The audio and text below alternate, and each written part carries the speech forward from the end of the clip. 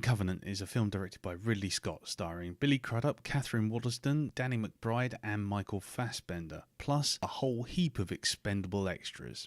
The film takes place directly after Prometheus. Well, actually, I say directly, it's 10 years after Prometheus, and tells the tale of the colony ship Covenant on its way to a far distant planet, where basically, due to a small accident, the crew are awakened 7 years early, only to discover that a nearby planet has a human signal that sounds remarkably like someone singing John Denver. After a lot of umming and ahhing in pretty much the usual alien fashion, the crew decide that they're going to go down to this planet and see what's down there, on the off chance that maybe, just maybe, they can save themselves an additional 7-year round trip, and they think that they've found a planet ideal for colony settlement. What they find, on the other hand, is Michael Fassbender again as David, the slightly unhinged and daddy issue focused droid from the previous movie. What follows is a game of two halves. What you get is a lot of moments where it's clear that Ridley Scott, coming away from the criticism of Prometheus, realizes that what he has to do is if he's going to make an alien movie or even suggest as an alien movie, then he has to put the alien in it. Unfortunately, what that means is that anything that kind of relates to Prometheus kind of gets shoehorned into a middle act, which derails the film's pace entirely. However, rather ironically, because I'm not a fan of Prometheus at all, what it does is it gives so much context to the events of Prometheus that you actually suddenly think, well, maybe if they just made Prometheus without any context of Alien at all, and just made a story about, the origin of the species, chariots of the gods, all that sort of stuff, and then continued it on in Covenant, we might have had a more thoughtful film, probably the film that actually Scott was after in the first place. But instead now, after the backlash to Prometheus and its stupid writing, what we've now got is a muddled, sort of vague, backstory now, which basically involves, again, David kind of looking towards the creators, finding them wanting, the humans in other words, and then realizing that now he has the power of the engineers from previous film. How is he going to utilize that to become a god himself, to become a creator himself? And that's a really interesting idea and a really interesting core concept. The problem is, as I said before, what happens now is they suddenly realize that everyone screamed and shouted when you have a Alien prequel with no alien in it. So now every sort of half an hour or so, suddenly Ridley Scott goes, I'm sure I'm supposed to put something there. Look at the script. Oh shit, it says alien at the top. So you end up with really random moments of sequences where out of nowhere someone will get infected, a monster will appear out of seemingly thin air, and then all of a sudden the aliens are back, and sure enough we have plenty of them sort of running about chewing people's heads off. They're far more vicious now. The whole film is far gorier. It has more visceral action, far more gore, far more goo moments, and generally moments that will make you wince. But what they won't make you do is scared or tense. There's no tension in this film at all, and that's primarily down to the fact that the Covenant crew is 15 people, and yet you only really focus on about four core members. There's Tennessee, played by Danny McBride, who's a pilot, whose only trait seems to be that he wants to speak to his wife a lot and drinks. Then you've got Catherine Waterston's Daniels, who is like the second in command, notionally, and she's the kind of Ripley analogy.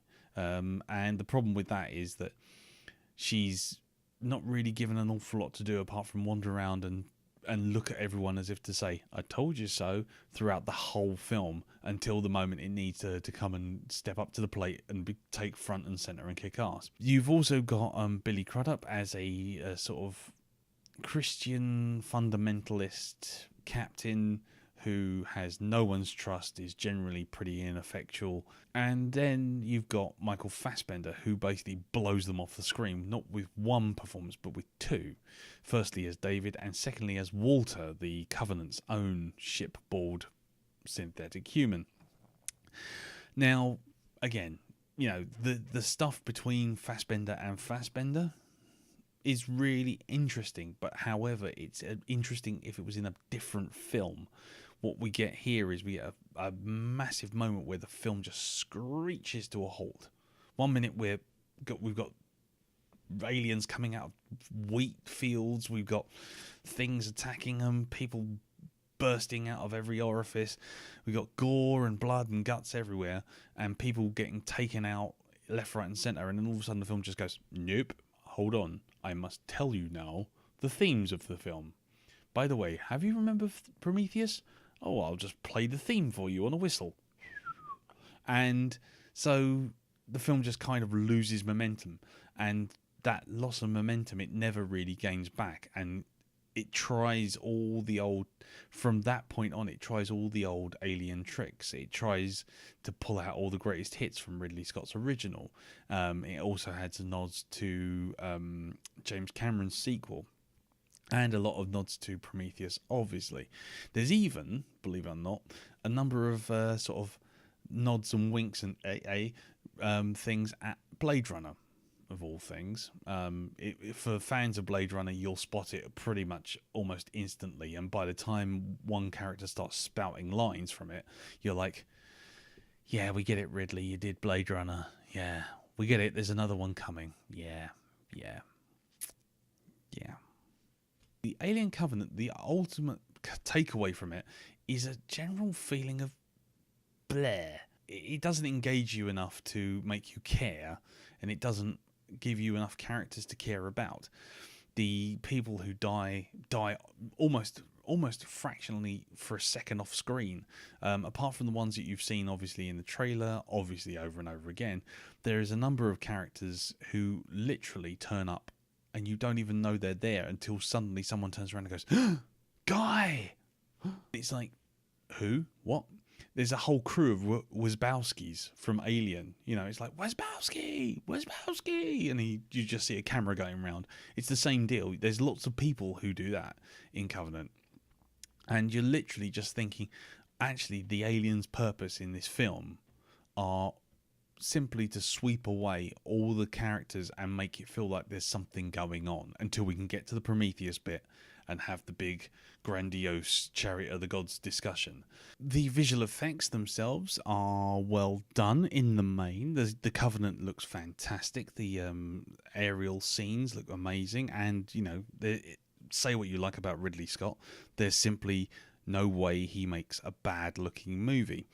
Except for the aliens themselves. The neomorphs that you might have seen in some of the promotional material, the white pasty-faced ones, they're pretty generic. And by the time you get to see one in all its glory, rather than just scuttling about in some wheat fields, you see it and you think, oh, interesting. And then all of a sudden it just stands there and the film just lingers on it and you think, actually, that's pretty uninspired. And sure enough, by the time it finally you get to sort of take it all in, you're like, actually, that's really badly done, stuck on CG. So when it comes to things like the face huggers, which are practical, they look fine. But then when you come to the actual big chap and the chest burster, as I've mentioned before, those scenes are just rubbish. I mean, they are not good CGI. I got a lot of deja vu for Alien Resurrection. There's a lot of the alien is glistening and it's kind of smooth and it's kind of slimy and it kind of skitters about. And again, it loses any impact that it might have. There's no tension. There's no fear of this thing. It just appears and you don't sit there going, oh, there's the alien. You don't. You just sit there going, it's a CGI thing. It's a CGI thing. And a lot of the deaths are very similar. You literally just see someone's head come off, or something flies away, or someone's face explodes, or someone's chest explodes, and there's no sense of impact, visceral pain, danger. You don't get anything. It just feels like a sort of poorly made B-movie schlock. Let's stick blood everywhere. And so, yeah, you come away feeling that not a lot's happened, even though someone's died. And the reaction of some of the characters does give you that sense as well. One character has something literally flood out of their mouth in the most disgusting, grue that you would see, but it's beautifully shot because it's Ridley Scott. But out it comes, and you're like, wow, that's a pretty traumatic death. And yet every character that's around this person literally goes, oh, and then the scenes just move on. You get no screaming, no panic, no everyone running in every direction, no one going, kill the thing that came out of this person. None of that. It just, everyone's like, well, there's a thing. And then the film just carries on. It's just like, what? And that kind of sense carries throughout the whole film. You're just constantly sitting there going, what? Oh, okay. All right, fair enough. If you don't care, why do I care? After that, once you get past the Daniken stuff, again, it becomes an Alien's greatest hits. Lots of running down corridors, lots of airlocks being blown open, lots of sensors and weep, weep, weep, weep, weep, weep, weep, chasing after people. It's all there. It's like, and if you want a greatest hits, if you want a compilation of Alien, fine, it's great, it's functional. But by the end, you're left with a bunch of questions and a bunch of, oh, this isn't good moments, thinking, right, okay, so really, this is where the story starts as the film finishes. And it kind of feels like the Alien is only in there purely to justify the title, not for any narrative reason. The ultimate upshot of that is, again, as I said, it's a general feeling of malaise. I come away feeling quite angry about a couple of scenes. As a fan of Alien myself, there's one scene in particular featuring a chest burster where it felt like it was on the cusp, literally on the cusp of becoming Spaceballs. And I was like, oh, you are having a laugh. And if it was and if the film had engaged me in any other way, I would probably be more angry, just simply because you do go back to the old Prometheus standing of stupid people doing stupid things and not questioning why, bad things are happening to them. And there's lots of that. There's lots of seeing horrible things happen and just going, whew, that's a thing. As people die, and you always get a scene of a single tear, and then it'll be right back on track. And that's the other thing. Catherine Watterson, she does a good job. Her acting's fine, but the material she's given and the way the way they've edited this gives you no sense of her fear when facing the alien. Number of times when you see the one that you see in the trailer, the one that's kind of on the outside of Danny McBride's cab spaceship. Everyone else is kind of like, in any other Alien movie, it's like, run away, panic, there's something really, really fucking deadly outside. And then in this, she's just like, I'm going to open the door, go outside, just take care of it. It's like bugs on a windshield. She's literally just so casual with this creature that it kind of cuts the legs away from the terror, and there's no tension either.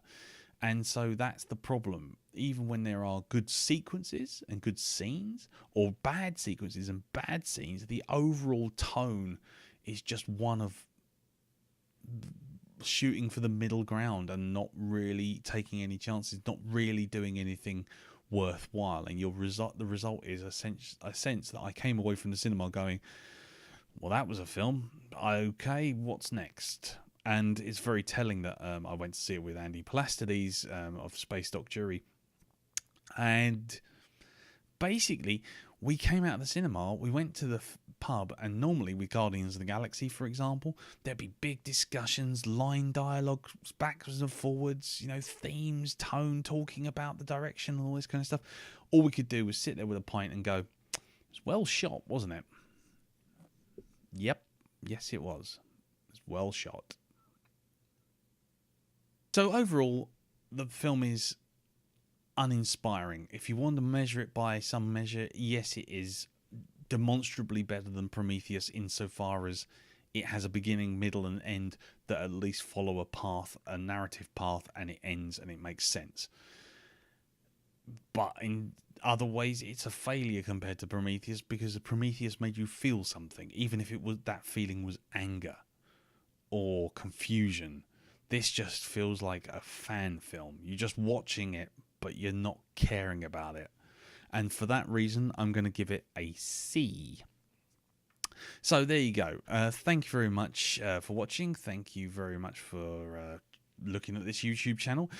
Do take time to subscribe and like the video, and of course do all the other things. Join us on the actual podcast, which is you can find on iTunes. And you can also go to our webpage, which is blackdogpodcast.com, or you can join in the community, which is growing quite nicely over on Facebook, which is facebook.com/groups/the Blackdog Podcast, or even join us on Twitter, which is @BlackDogPodcast. Right, well, thank you again for watching, and hope to see you next time. Thank you very much, and goodbye.